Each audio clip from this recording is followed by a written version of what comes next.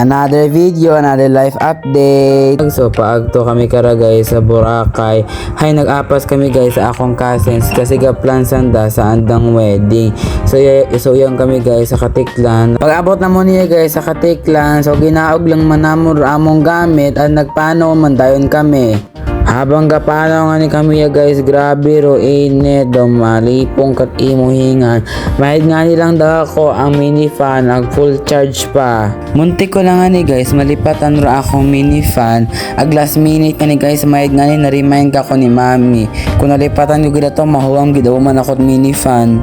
Iyaw nga ni kami guys sa Bagakan i-ticket, tapos ay nagpila si mami at nagbakawon man dayon ni mo ticket. O wakon abi guys na videohan, hay nagpicture pat ana abi ako. First time ko nga ni kara guys mag-obright a day in my life vlog nga full video.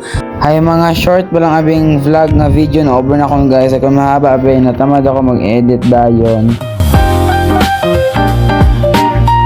Fast forward, nakasakayo nga ni kami iya guys, agpaagtuon man kami sa Boracay. Miskan hinay nga ni guys, magdagan ro baroto haron hay, may nga ni, lalapit walang man ro biyahe. So nag-abot ko nga ni kami guys iya sa Boracay. Excited yun ako guys, magkaon, naggutom-gutom ako. Hay wabi ako nag-lunch kaina. So nag-e-trike lang gali kami tatlo guys, si mami daddy ag ako paagto guys sa among hotel nga Astoria Current hato.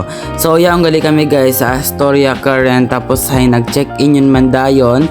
At yan ako guys, nag-video na ako surroundings ag namion ro andang pool. So nagligos gali ako guys pagkagabi ag bukong gid masyadong amigro andang pool, warm ng baga. So pagkatapos namon guys mag-swimming igto sa hotel, kami sa akong mga cousins naggawa kami guys at nag-agto sa beach para mag-video at sunset.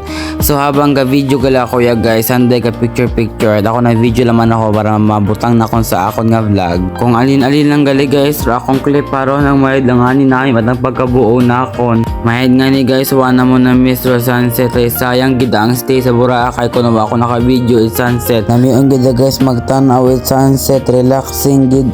Kung pwede lang nga ni guys, adlawon ko ya sa Boracay para tanawon ko ro sunset ay nami gid. Pagkatapos namon guys magtanaw at sunset, nagkaon kami iya sa Mandarin Eat Oyokan.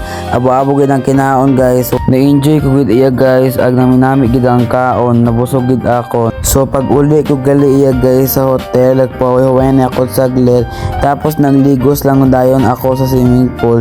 Mga alas 8 ang galira guys, ag mga 9:30 na ako natapos. Hay na-enjoy ko gid ang magligos iya.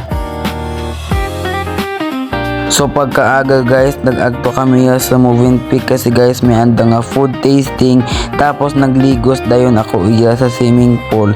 Habang ani kuno nanda guys, ay ara kuno pinaka longest pool in Boracay. Mayad nga ni guys, hay bukon masyadong madagom ro swimming pool iya, hay hindi pa man abi ako kantigo magangoy. Anda man nga niya guys nga restaurant kung saan pili guys mga kaano maka-order habang ga swimming ka.